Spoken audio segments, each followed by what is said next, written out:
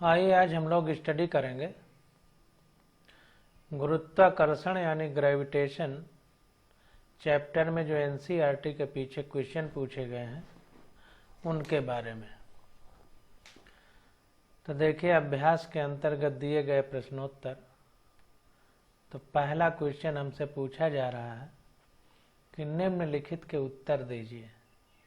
तो इसमें एक एक पार्ट को हम लोग उठाएंगे और उसके बारे में समझने का प्रयास करेंगे।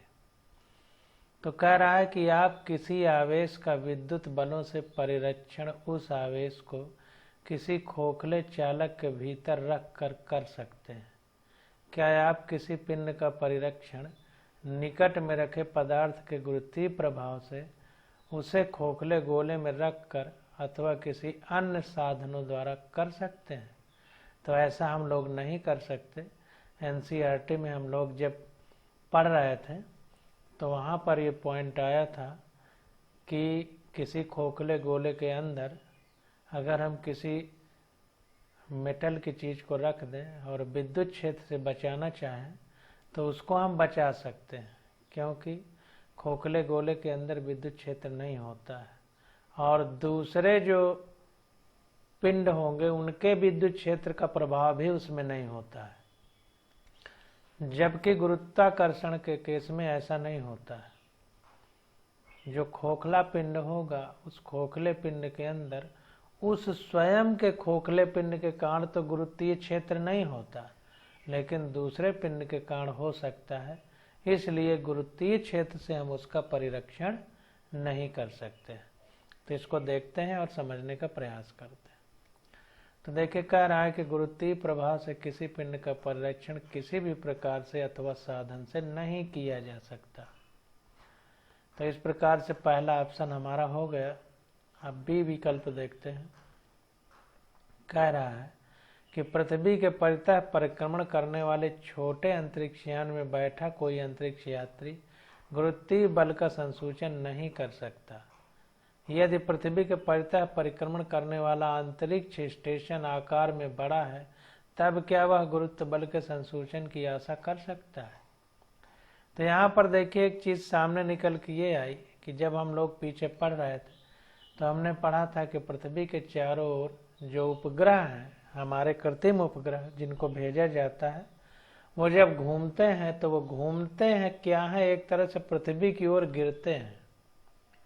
जैसे सूरज के चारों ओर पृथ्वी घूम रही है, इसका मतलब सूरज पर पृथ्वी गिर रही है। लेकिन चूंकि अभिकेंद्र बल लग रहा है और पृथ्वी की गति सूरज की तरफ नहीं है, इसलिए गिर नहीं पाती, उसी के चारों ओर घूमती रहती है। तो यही केस बिल्कुल सेम हमारे उपग्रह में लागू होता है। तो देखिए, यहाँ पर कह रहा है कि हाँ, यदि अंतरिक्ष स्टेशन पर्याप्त रूप में बड़ा है तो यात्री उस स्टेशन के कारण गुरुत्व बल का संसूचन कर सकता है। अगर स्टेशन ज़्यादा बड़ा है तो गुरुत्व बल का अनुभव कर सकता है, लेकिन छोटा है तो फ्री फॉल मोशन की तरह बिहेव करेगा, जैसे कोई वस्तु स्वतंत्र रूप से गिर रही हो। और जब कोई वस्तु स्वतंत्र रूप से गिरेगी तो इसकी वेलोसिटी सेम हो जाएगी, और जितना नीचे की ओर सेम वेलोसिटी से गिरेगी तो जितना जी नीचे लगेगा उसके विरोध में ऊपर को अपथ्रस्ट लगता है। तो इस प्रकार से वो उसको जो है भार का अनुभव नहीं होगा। इसको इस तरह समझ सकते हैं कि जितना mg के कारण नीचे गिरेगा उसका प्रतिक्रिया बल ऊपर को काम करेगा, जिसका नॉर्मल रिएक्शन हम लोग एक तरह से कहते थे। तो इस प्रकार से हम लोग समझ सकते हैं। इसको थोड़ा सा इंग्लिश बुक में भी देख लेते हैं। तो यहाँ पर देखिए, बी में यस किया है। Gravitational influence of matter on nearby objects cannot be screened by any means. This is because gravitational force unlike electrical force. ये तो पहले विकल्प को बता रहा है। और दूसरे के बारे में देखें, देखिए कह रहा है कि if the size of the space station is large enough then the astronaut will detected the change in Earth's gravity. अगर स्पेस स्टेशन अंतरिक्ष वाली जो हमारा स्टेशन है वो बहुत बड़ा है तो उसमें जो एस्ट्रोनॉट है, एस्ट्रोनॉट का मतलब अंतरिक्ष यात्री, वो पृथ्वी के गुरुत्वाकर्षण का अनुभव करेंगे, लेकिन अगर छोटा है तो नहीं करेंगे। अब देखिए सी वाला कह रहा है, सी देखते हैं क्या कहता है। कह रहा है यदि आप पृथ्वी पर सूर्य के कारण गुरुत्वीय बल की तुलना पृथ्वी पर चंद्रमा के कारण गुरुत्वीय बल से करें तो आप यह पाएंगे कि सूर्य का खिंचाव चंद्रमा के खिंचाव की तुलना में अधिक है। इसकी जांच आप स्वयं आगामी अभ्यासों में दिए गए आंकड़ों की सहायता से कर सकते हैं। तथापि चंद्रमा के खिंचाव का ज्वारीय प्रभाव सूर्य के ज्वारीय प्रभाव से अधिक है, क्यों? तो वो ये कहना चाह रहा है कि पृथ्वी को सूर्य ज्यादा प्रबल आकर्षण बल से खींचता है हमारे चंद्रमा की तुलना में, लेकिन फिर भी पृथ्वी में जो ज्वारीय प्रभाव है, ज्वार भाटा जो आता है, यानी समुद्र का जो पानी उठता और नीचे गिरता है, उस प्रभाव को, वो प्रभाव चंद्रमा के गुरुत्वाकर्षण के कारण है, सूर्य के कारण नहीं। तो भाई पूछ रहा है ऐसा क्यों है? भाई सूरज का ज्यादा गुरुत्वाकर्षण प्रभाव, तो सूरज के कारण ज्वारीय स्थिति आना चाहिए, चंद्रमा के कारण नहीं। तो यही पूछना चाहता है। ज्वार भाटा टाइडल इफेक्ट इसको बोलते हैं अंग्रेजी में, इस बात को समझना है। तो देखिए यहाँ पर आंसर दे रहा है, कह रहा है कि किसी ग्रह के कारण ज्वारीय प्रभाव दूरी के घन के व्युत्क्रमानुपाती होता है। हमने पढ़ा था T² is proportional to R³ Kepler's के नियम में, तीसरा नियम था, तो वहां हमने पढ़ा था। तो वही कह रहा है कि अतः यह गुरुत्वीय बल से मुक्त है। जो ज्वार भाटा वाला प्रभाव है, टाइडल इफेक्ट है, यह दूरी पर निर्भर है, गुरुत्वीय बल पर निर्भर नहीं है। क्योंकि सूर्य की पृथ्वी से दूरी चंद्रमा की पृथ्वी से दूरी की तुलना में बहुत अधिक है, अतः चंद्रमा के कारण ज्वारीय प्रभाव अधिक होता है। इस वजह से जो टाइडल इफेक्ट है वो चंद्रमा के कारण है, क्योंकि चंद्रमा पृथ्वी के ज्यादा नजदीक है, सूर्य बहुत ज्यादा दूर है, इस कारण से ऐसा होता है। तो इस प्रकार से तीनों हमने क्वेश्चन के जो विकल्प है उनको कर लिया। अब आता है क्वेश्चन नंबर 2, कह रहा है कि सही विकल्प का चयन कीजिए। तो हमसे कह रहा है कि बढ़ती तुंगता के साथ गुरुत्वीय त्वरण बढ़ता या घटता है।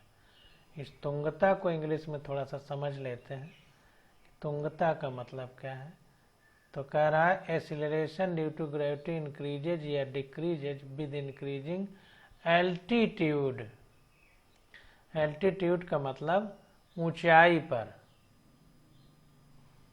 तो तुंगता का मतलब ऊंचाई है। तो बढ़ती तुंगता के साथ गुरुत्वीय त्वरण बढ़ता अबलिक घटता है, तो घटता है। हमने पढ़ा था कि पृथ्वी के सतह से चाहे ऊपर जाए चाहे नीचे जाए, गुरुत्वीय प्रभाव हमेशा घटता है, तो इसलिए घटता है।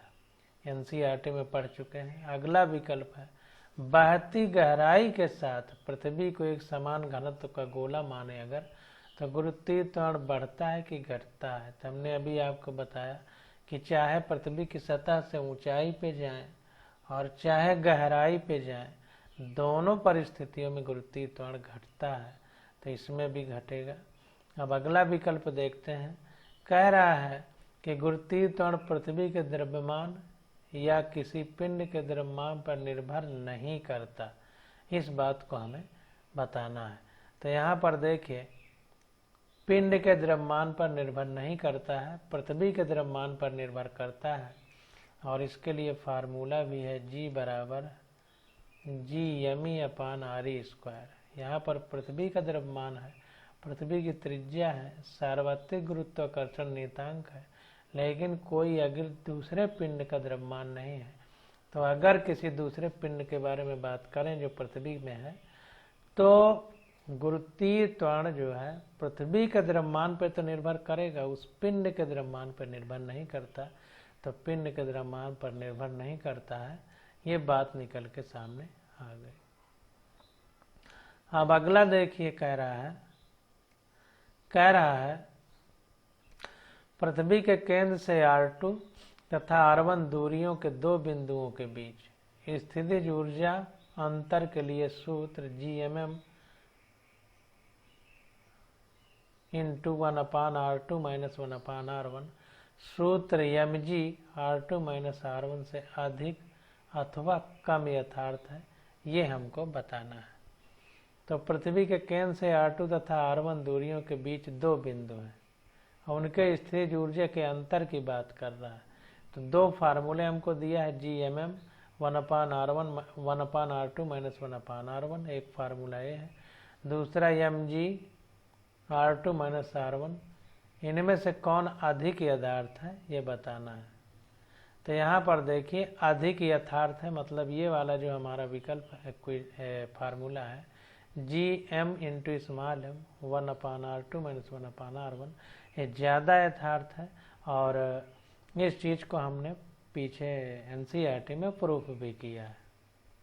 अब यहाँ देखें, इंग्लिश वाली बुक में निकाल के दिखाया गया है, तो इसको हम समझ लेते हैं। कह रहा है gravitational potential energy of 2 point R2 and R1 distance away from the centre of the earth is respectively given by. तो अगर पृथ्वी और जो पिंड की बात हो रही है उसकी दोनों की दूरी R1 और R2 ली जाए, और ये दूरी हम पृथ्वी के केंद्र से नापेंगे, इस बात को ध्यान देना, सेंटर ऑफ द अर्थ। तो पोटेंशियल एनर्जी पहले पिंड की अगर बात करें तो VR1 equal to minus G small m capital M upon R1 हो जाएगा। दूसरे के लिए VR2 equal to minus G small m capital M upon R2 हो जाएगा। Hence difference in potential energy, तो पोटेंशियल एनर्जी में difference V equal to VR2 minus VR1, यानी दूसरे में पहला घटाएंगे तो ये आ जाएगा minus G small m capital M 1/R2 minus 1/R1। इस प्रकार से हम लोग इसको लिख सकते हैं। तो hence this formula is more accurate than the formula mg/2 minus R1। तो ये mg/2 माइनस R1 से ये फार्मूला हमारा ज़्यादा सुइटेबल है, ज़्यादा एक्यूरेट है, ज़्यादा सही उत्तर देगा, क्योंकि इसमें दोनों पिंडों के बारे में बात है, जो पृथ्वी है और जो छोटा पिंड है दोनों की बात है। यहाँ पर केवल छोटा पिंड रखा गया, इसलिए ये फार्मूला हमारा ज़्यादा उपयुक्त है क्वेश्चन को सॉल्व करने के लिए। अब क्वेश्चन नंबर 3 आ जाता है, तो इसको देखते हैं। कह रहा है मान लीजिए एक ऐसा ग्रह है जो सूर्य के प्रत्यय पृथ्वी की तुलना में 2 गुनी चाल से गति करता है, तब पृथ्वी की कक्षा की तुलना में इसका कक्षीय या माप क्या है। तब पृथ्वी की चाल की तुलना में 2 गुना चाल है, तो जाहिर सी बात है कि चाल 2 गुनी हो गई तो रेडियस बढ़ जाएगी या घट जाएगी। तो इसको हम केपलर के तीसरे नियम से समझेंगे। तो माना पृथ्वी का परिक्रमण काल TE है अर्थ के लिए ही, तब ग्रह का परिक्रमण काल कितना होगा, TP इक्वल टू TE/2 हो जाएगा। उसका कारण है कि पृथ्वी की चाल से 2 गुनी चाल से गति करता है। हमें पता है ओमेगा इक्वल टू 2π/T होता है, और ये चाल को अगर हम 1/2 कर देंगे तो 2π/T हो जाएगा। तो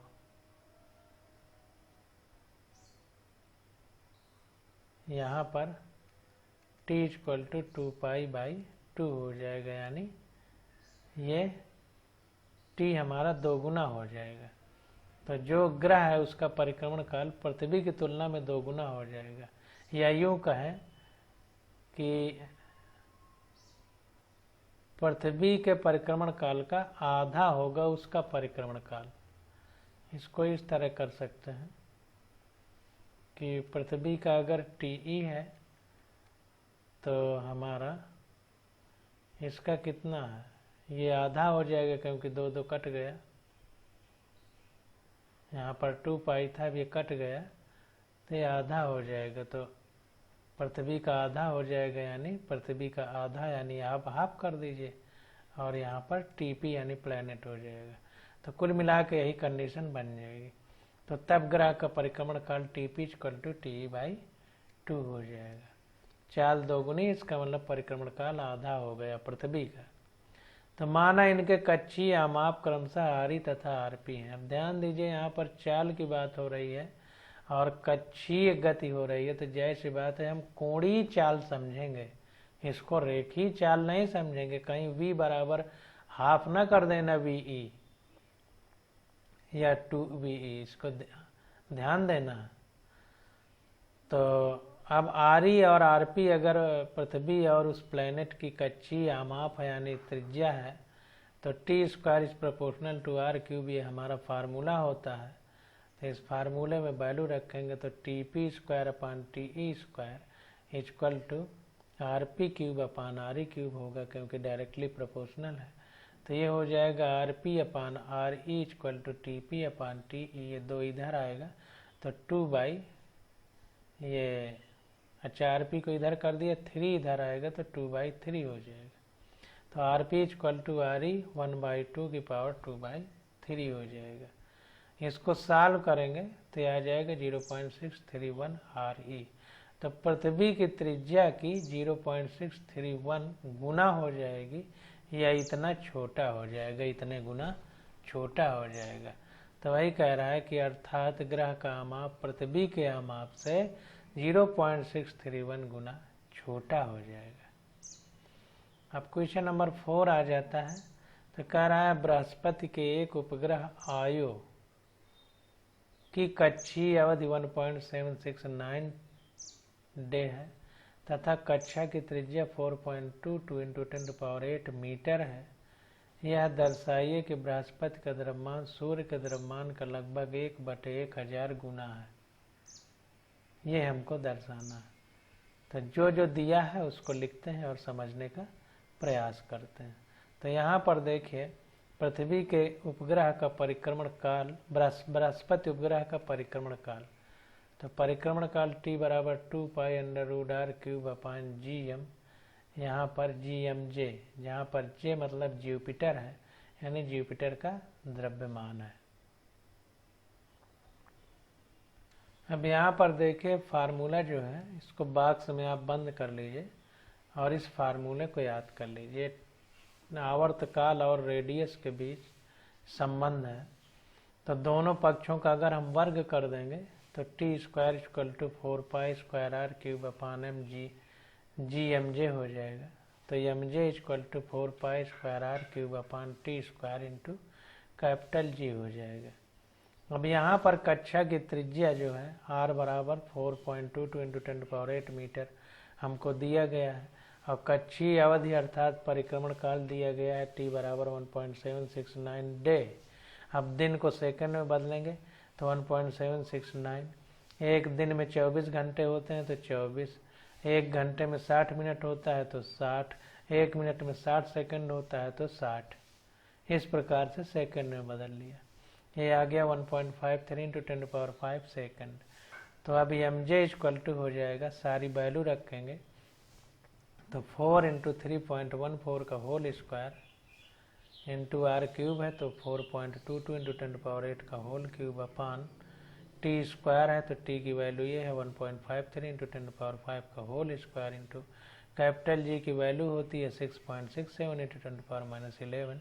अब ये किलोग्राम में निकलेगा। इसको सॉल्व किया तो ये आ गया हमारा 1.90 × 10⁻27 किलोग्राम। ये आ गया जुपिटर का द्रव्यमान। अब सूर्य का द्रव्यमान हमको निकालना है, तो MS सन मतलब S का मतलब सन इक्वल टू 1.99 × 10⁻30 किलोग्राम। ये हमको दिया है सूर्य का द्रव्यमान। हमने जुपिटर यानी बृहस्पति का द्रव्यमान निकाला। अब हमको यही सिद्ध करना है कि सूर्य पृथ्वी जुपिटर से कितने गुना बड़ा है। तो MJ/MS इक्वल टू MJ हमारा इतना निकला है 1.90 × 10⁻27 अपान सूर्य के लिए 1.99 × 10⁻30 किलोग्राम। तो ये आ गया 1/10³ यानी 1/1000, यानी 1000 गुना हमारा सन जुपिटर से बड़ा है। ये बात निकल के सामने आई। तो देखिए फिर से इस क्वेश्चन को समझिए, क्योंकि इस तरह के पूछे जाते हैं। तो बृहस्पति एक उपग्रह है जिसको आयो कहते हैं। बृहस्पति के एक उपग्रह आयो की कक्षीय अवधि 1.769 दिन है तथा कक्षा की त्रिज्या 4.22 × 10⁸ मीटर है। यह दर्शाइए कि बृहस्पति का द्रव्यमान सूर्य के द्रव्यमान का लगभग 1/1000 गुना है। तो देखिए बृहस्पति के एक उपग्रह है जिसकी कक्षीय अवधि 1.769 दिन है तथा कक्षा की त्रिज्या 4.22 × 10⁸ मीटर है। तो बृहस्पति के चारों ओर एक उपग्रह है, जैसे पृथ्वी के चारों ओर चंद्रमा घूमता है, वो कंडीशन है यहाँ पर। तो उसके परिक्रमण काल की अवधि दी गई है, यानी टाइम पीरियड दे दिया गया, उसकी रेडियस दे दी गई है। तो बृहस्पति के द्रव्यमान की तुलना करा रहा है सूरज से। तो जाहिर सी बात है कि जो पृथ्वी बृहस्पति का उपग्रह है, इसी के माध्यम से हमें पहले बृहस्पति का द्रव्यमान निकालना होगा। तो देखिए टाइम पीरियड और रेडियस दे दिया है, तो एक ये फार्मूला होता है जिसमें टाइम पीरियड ये है और रेडियस ये है। बाकी चीज़ें जो है ये हमको ये जी पता है, तो इस यहाँ से हमें बृहस्पति का द्रव्यमान निकल आएगा इस फार्मूले से। तो यहाँ पर देखिए टाइम पीरियड दे दिया है, तो दोनों पक्षों का वर्ग करने पर तो t² = 4π² r³ ये हो जाएगा। तो mj = 4π² r³ यहाँ कक्षा की त्रिज्या दे दिया है जो IO उपग्रह है, r = 4.22 × 10⁸ मीटर, और कक्षीय अवधि अथवा परिक्रमण काल दे दिया है t = 1.769। अब इस फार्मूले के माध्यम से हमें जुपिटर यानी बृहस्पति का द्रव्यमान निकल आया। अब इस बृहस्पति के द्रव्यमान की सूरज के द्रव्यमान से हम लोग तुलना कर लेंगे, और सूरज के द्रव्यमान से तुलना किया तो सूरज का द्रव्यमान बृहस्पति के द्रव्यमान से 1000 गुना ज़्यादा है। ये बात निकल करके सामने आई। तो इस प्रकार से हमें क्वेश्चन करना है। ध्यान देना है कि बृहस्पति का उपग्रह है, उसके माध्यम से हमने जो है बृहस्पति का द्रव्यमान निकाला, क्योंकि बृहस्पति के द्रव्यमान के हिसाब से ही उसमें गुरुत्वीय प्रभाव लगेगा, उसी हिसाब से उसकी चाल निर्धारित होगी और उसकी त्रिज्या निर्धारित होगी। तो आवर्तकाल और त्रिज्या दोनों दे दिया है, तो इस हिसाब से हम लोग बृहस्पति का द्रव्यमान निकाल पाए। अब क्वेश्चन नंबर 5 आ जाता है। कह रहा है मान लीजिए कि हमारी आकाश गंगा में एक सौर द्रव्यमान के 2.5 × 10⁻11 तारे हैं। मंदाकिनियों के केंद्र से 50,000 लाइट ईयर यानी प्रकाश वर्ष की दूरी पर स्थित कोई तारा, मंदाकिनी मतलब आकाश गंगा, ये जो मिल्की वे जिसको बोलते हैं, इसको इंग्लिश में देखते हैं। आकाश गंगा तो मिल्की वे है, इसको देखते हैं गैलेक्सी। आकाश गंगा गैलेक्सी है और गैलेक्टिक सेंटर लिखा गया है मंदाकिनी के केंद्र को। तो कह रहा है मान लीजिए कि हमारी आकाश गंगा यानी गैलेक्सी में एक सौर द्रव्यमान के 2.5 × 10⁻11 तारे हैं। एक सौर द्रव्यमान के 2.5 × 10⁻11 तारे हैं, मतलब सौर मंडल में का मतलब एक ग्रुप बना दिया गया। जैसे एक गांव में कितनी जनसंख्या है, वैसे एक सौर मंडल का मतलब कि एक सूरज है और सूरज के आसपास जितने तारे हैं और दूसरा सूरज है, उन पूरे का समूह एक सौर मंडल बन जाता है। उसमें जो जितने तारे हैं उनके द्रव्यमान की बात कर रहा है। अब कह रहा है मंदाकिनीय केंद्र से 50,000 प्रकाश वर्ष यानी लाइट ईयर दूरी पर स्थित कोई तारा अपनी एक परिक्रमा पूरी करने में कितना समय लेगा। आकाश गंगा का व्यास 10⁵ लाइट ईयर यानी प्रकाश वर्ष लीजिए। तो व्यास दे दिया है हमको यानी त्रिज्या, और द्रव्यमान दे दिया है, और मंदाकिनी के केंद्र से दूरी दे दिया है। अब हमें जो है जो तारा 50,000 लाइट ईयर दूरी पर है उसको एक परिक्रमा पूरी करने में कितना समय लगेगा ये हमको बताना है। तो हमें जो है वही जो केपलर का थर्ड नियम, ये जो अभी हमने पीछे लगाया वही यहाँ पर है, तो इनको याद कर लीजिए आप लोग। तो देखिए कह रहा है कि प्रश्नानुसार तारा आकाश गंगा के परितः r बराबर 50,000 लाइट ईयर त्रिज्या के वृत्तिपथ घूमता है, क्योंकि मंदाकिनी के केंद्र से दूरी का मतलब इतने ही त्रिज्या पर घूमेगा। आकाश गंगा का द्रव्यमान दे दिया है 2.5 × 10⁻11 इंटू सौर द्रव्यमान, इतने सौर द्रव्यमान के बराबर, तो इतने गुना है सौर द्रव्यमान के बराबर, तो सौर द्रव्यमान का यहाँ पर हमें गुणा करना पड़ेगा। अब कितना समय लगेगा, मतलब टाइम पीरियड हमसे पूछ रहा है, आवर्तकाल। तो अब जाहिर सी बात है यहाँ पर देखिए ये m बराबर 2.5 × 10⁻11 इंटू 2 × 10⁻30 किलोग्राम, ये सौर द्रव्यमान इतना होता है 2 × 10⁻30 किलोग्राम, इसलिए इसका गुणा किया गया यहाँ पर, इसको याद कर लीजिए। तो यह आ गया 5 × 10⁻14 kg। अब त्रिज्या r बराबर 50,000 लाइट ईयर, तो इसको मीटर में बदलेंगे तो 5 × 10⁻4 का 50,000 हो गया, और 9.46 × 10⁻15, इसको जब गुणा कर देंगे इस लाइट ईयर में तो इतने मीटर में बदल जाएगा। तो ये सब याद रखिए, 2 × 10⁻30 किलोग्राम का गुणा कर दिया जाए तो ये सौर द्रव्यमान होता है, तो ये किलोग्राम में बदल जाता है। और अगर लाइट ईयर में 9.46 × 10⁻15 का गुणा कर दिया जाए तो ये लाइट ईयर से मीटर में बदल जाता है। इसका मतलब इतने लाइट ईयर में 1 मीटर होता है, तो इतने लाइट ईयर में इसका गुणा किया गया, तो ये आ गया 4.73 × 10⁻20 मीटर, ये त्रिज्या आ गई। अब त्रिज्या और द्रव्यमान हमको दिया है और आवर्तकाल निकालना है, तो त्रिज्या और द्रव्यमान की जरूरत है, बाकी एक कांस्टेंट है, सब इनको रख दिया जाएगा। तो t बराबर 2π√r³ यही फार्मूला लगा दिया।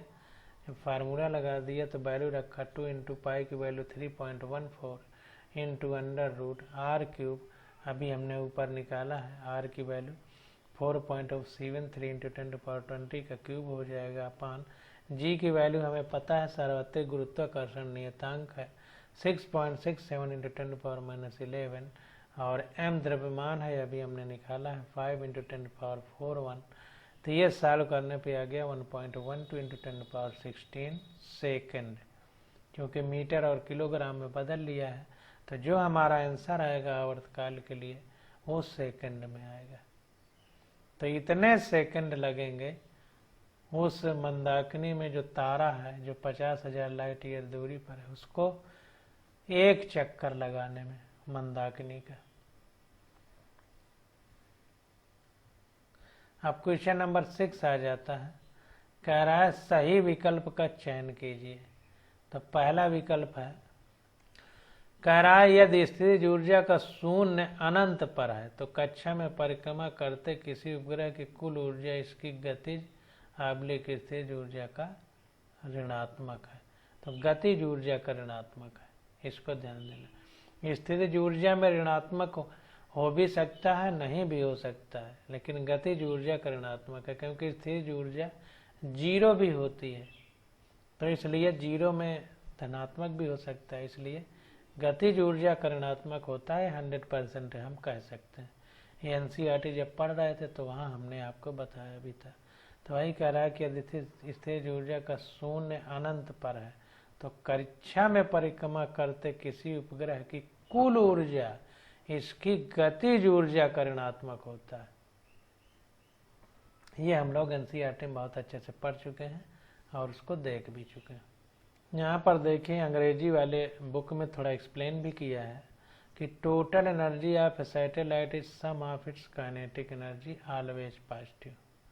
तो जो कुल यांत्रिक ऊर्जा है किसी सैटेलाइट यानी उपग्रह की, वो गतिज ऊर्जा के बराबर होती है और ऑलवेज पॉजिटिव होती है। काइनेटिक एनर्जी ऑलवेज पॉजिटिव होती है। कह रहा है एंड पोटेंशियल एनर्जी में भी निगेटिव, ध्यान दीजिए, में भी निगेटिव हो भी सकती है, नहीं भी, इसलिए हम काइनेटिक एनर्जी पे तो कंफर्म कह सकते हैं, पोटेंशियल एनर्जी पे नहीं कह सकते। एट इन्फिनिटी यानी अनंत पर the gravitational potential energy of the satellite is zero, अनंत पर जीरो होती है। As the earth satellite system is bound system, जो अर्थ का उपग्रह सिस्टम है बाउंड सिस्टम है, पृथ्वी के चारों ओर बाउंड है, घूम रहा है। The total energy of the satellite is negative. तो अर्थ सैटेलाइट सिस्टम की अगर हम बात करें तो टोटल एनर्जी यहाँ पर निगेटिव होती है क्योंकि ये बाउंड सिस्टम है।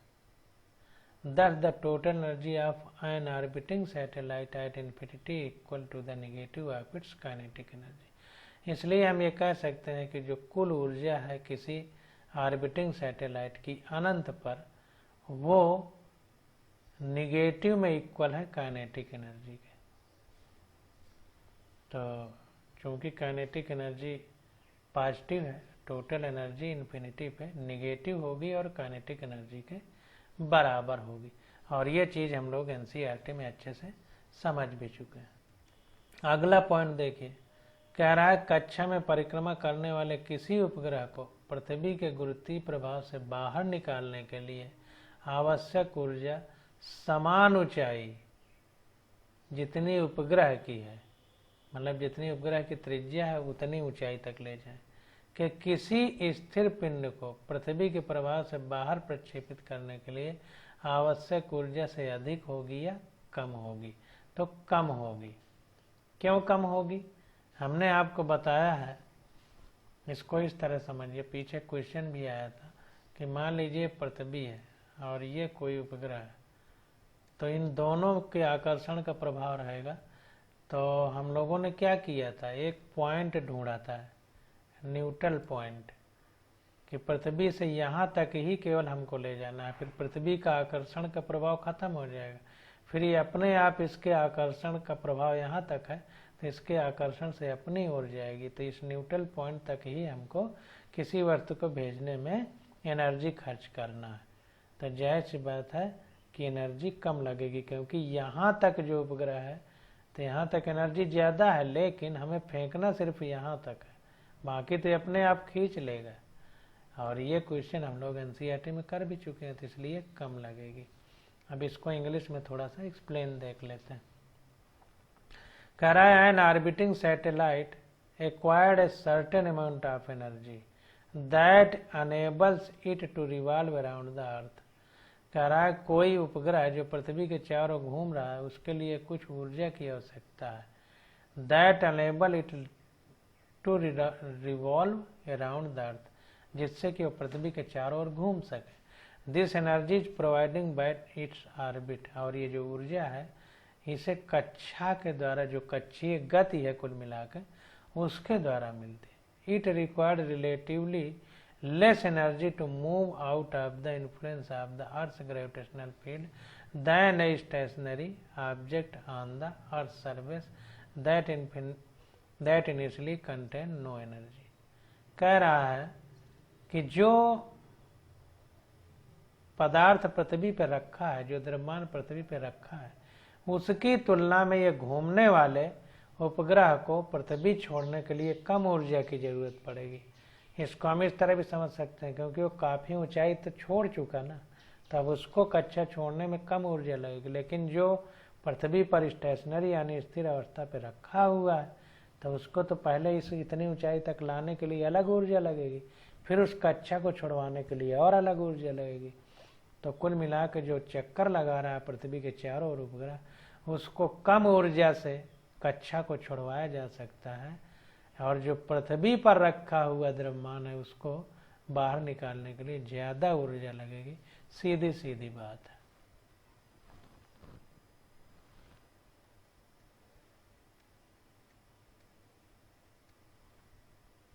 अब देखिए क्वेश्चन नंबर 7 आ जाता है। कह रहा है क्या किसी पिंड की पृथ्वी से पलायन चाल पिंड के द्रव्यमान पर निर्भर करती है? बिल्कुल नहीं।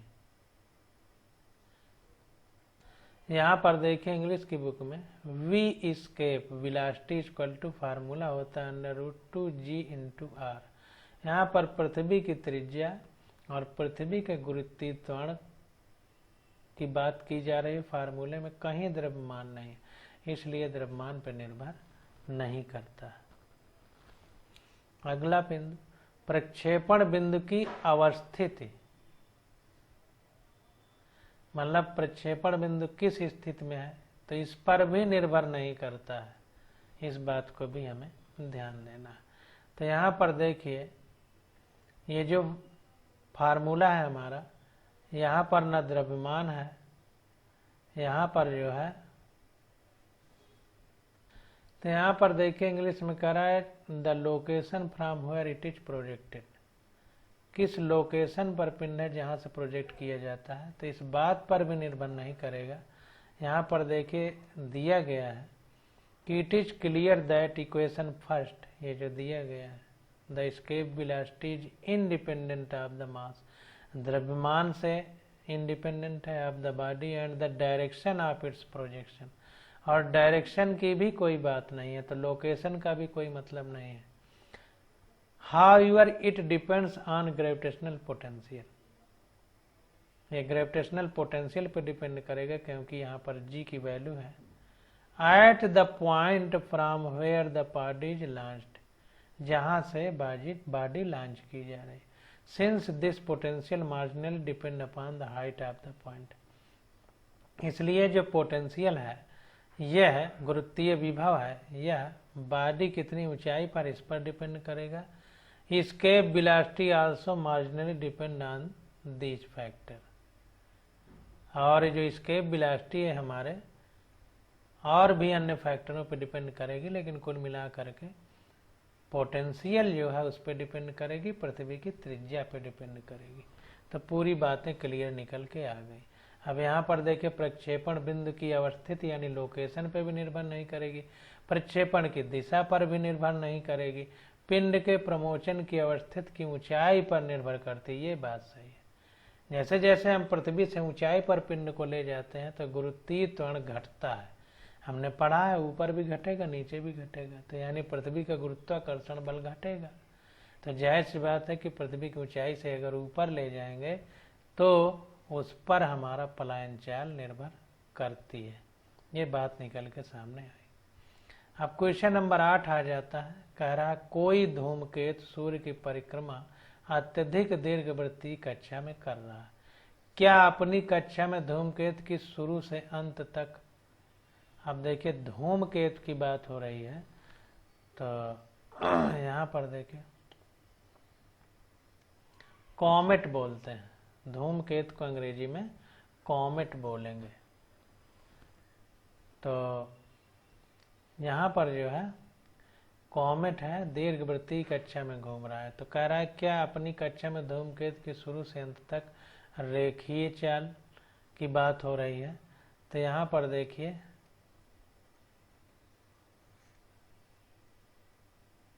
मतलब इतनी चीजों में से नियत रहती है कि नहीं, तो रेखीय चाल नियत नहीं रहेगी, क्योंकि वृत्तीय गति में चक्कर लगा रहा है, तो वृत्तीय चाल की बात हो सकती है, रेखीय चाल की बात नहीं हो सकती है, तो रेखीय चाल हमारी नियत नहीं रहती है।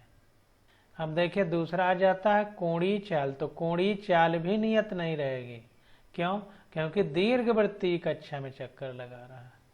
तो यहाँ पर ध्यान दीजिए कि इस तरह की दीर्घवृत्तीय कक्षा होगी। अब मान लीजिए जैसा हम केपलर के नियम में पढ़े हैं कि यहाँ पर किसी एक फोकाई पर स्थित हो सकता है सूर्य, अगर उसके चारों ओर कोई ग्रह चक्कर लगा, तो प्रत्येक स्थान पर देखिए ये दूरी अलग है, ये दूरी अलग है, तो ये अलग अलग मतलब परिवर्तित हो रही दूरी, इसलिए कोणीय चाल अब भी बदलेगी, तो इसलिए कोणीय चाल भी नियत नहीं रहेगी। हाँ, कोणीय संवेग नियत रहेगा, कोणीय संवेग J = I ओमेगा, ये नियत रहेगा, क्योंकि I और ओमेगा अपने में सामंजस्य बना करके कोणीय संवेग को नियत रखेंगे। तो हाँ, कोणीय संवेग नियत रहता है। ये पीछे हम लोग बहुत अच्छे से समझ भी चुके हैं, पढ़ भी चुके हैं। गतिज ऊर्जा और स्थितिज ऊर्जा की बात हो रही है, तो यहाँ पर देखिए न गतिज ऊर्जा नियत रहेगी न स्थितिज ऊर्जा नियत रहेगी, दोनों नियत नहीं रहेंगे। हाँ, कुल ऊर्जा नियत रहती है, कुल ऊर्जा नियत रहेगी। सूर्य के अति निकट आने पर धूमकेतु के द्रव्यमान में ह्रास को नगण्य मानिए। अगर सूर्य के पास आने में धूमकेतु के अगर ह्रास को हम नगण्य माने, यानी उसके द्रव्यमान में कमी नहीं आती, क्योंकि जब पास आता है तो घर्षण बल के कारण कुछ जल करके कुछ द्रव्यमान कम होता है, तो अगर उस नुकसान को हम जीरो माने तो कुल ऊर्जा नियत रहती है। तो गतिज ऊर्जा और स्थितिज ऊर्जा का योग नियत रहता है, संवेग नियत रहता है, न रेखीय वेग नियत रहता है, न कोणीय वेग नियत रहता है, न रेखीय न गतिज ऊर्जा नियत रहती है, न स्थितिज ऊर्जा नियत रहती है। तो ये बातें निकल करके सामने आई हैं। अब थोड़ा सा हम लोग इंग्लिश वाली बुक को समझेंगे और कुछ अगर अलग दिया है तो उसको प्रयास करेंगे। तो यहाँ पर देखिए दिया गया है कि angular momentum and total energy at all point of the orbit of a comet moving in a highly elliptical orbit around the sun are constant. तो टोटल ऊर्जा, कुल ऊर्जा और कोणीय संवेग नियत रहते हैं।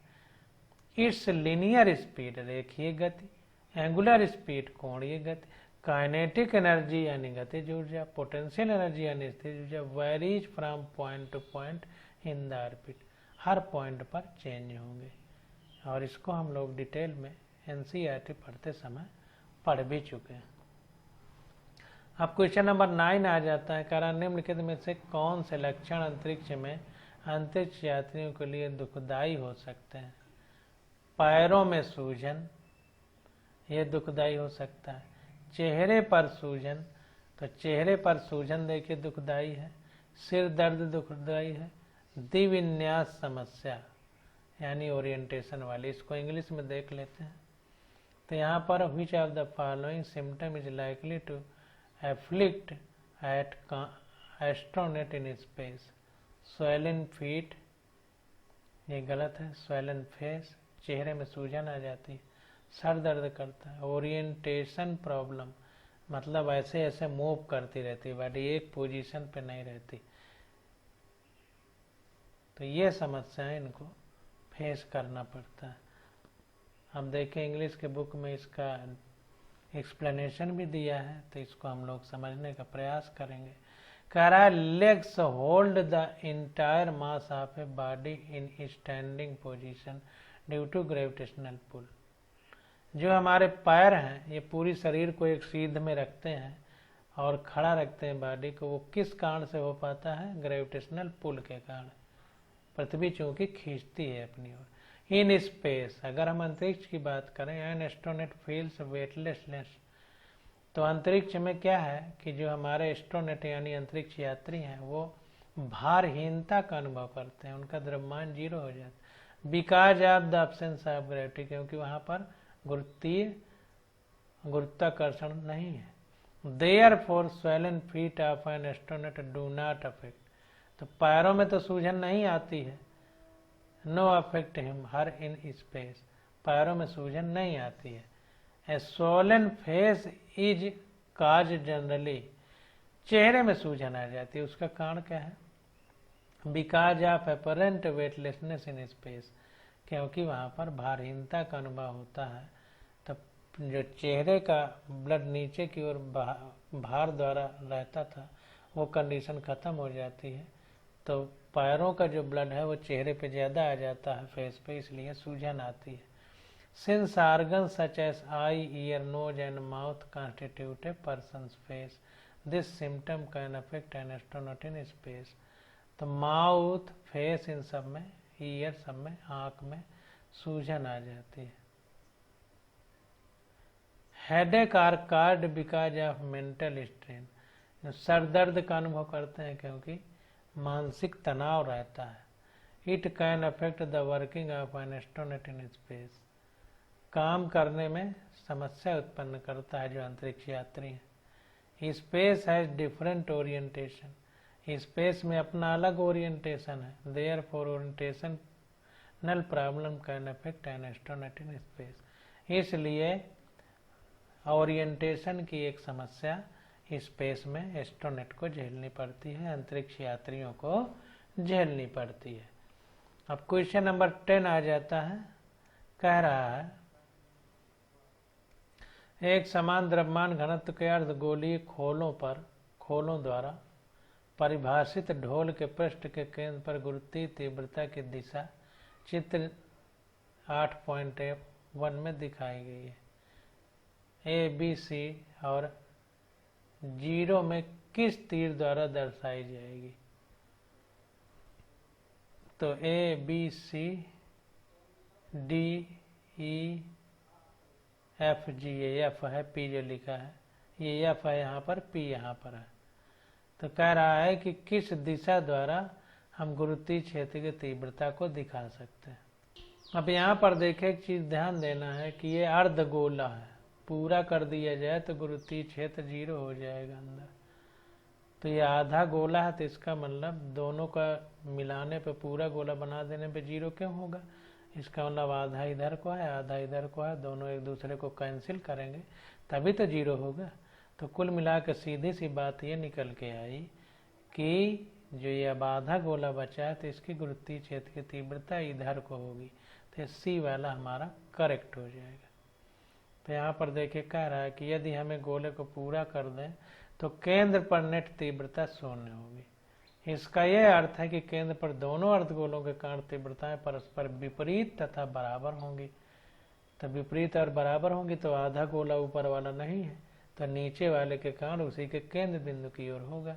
अतः दिशा थर्ड यानी सी द्वारा प्रदर्शित होगी।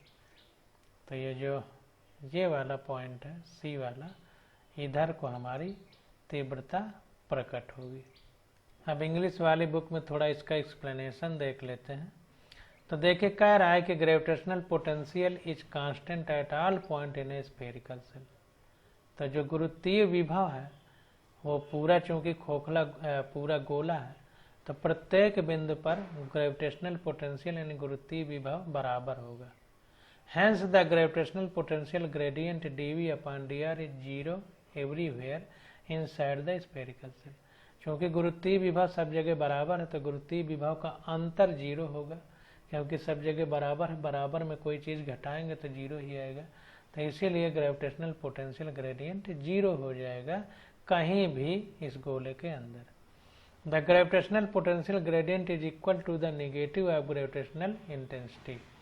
जो ग्रेविटेशनल पोटेंशियल ग्रेडियंट है यानी गुरुत्वीय विभव की प्रवणता है, वो निगेटिव के बराबर होगी ग्रेविटेशनल इंटेंसिटी यानी गुरुत्वीय क्षेत्र की तीव्रता के, क्योंकि ये कम होता जा रहा है। dV अपॉन dr, किसी चीज का भाग देंगे तो कम आएगा, तो जाहिर सी बात है कि कम का मतलब जब 0 है हर जगह तो 0 का कम निगेटिव ही होगा, इसलिए ग्रेविटेशनल इंटेंसिटी निगेटिव होगी।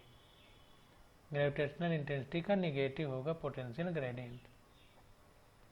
Hence intensity is also 0 at all point inside the spherical cell। जबकि हमें पता है कि जो इंटेंसिटी है वो प्रत्येक बिंदु पर इस स्फेरिकल सेल यानी गोलीय कोश के, गोला है जो, उसके अंदर 0 होगी। This indicates that gravitational force acting at a point in a spherical cell are symmetric।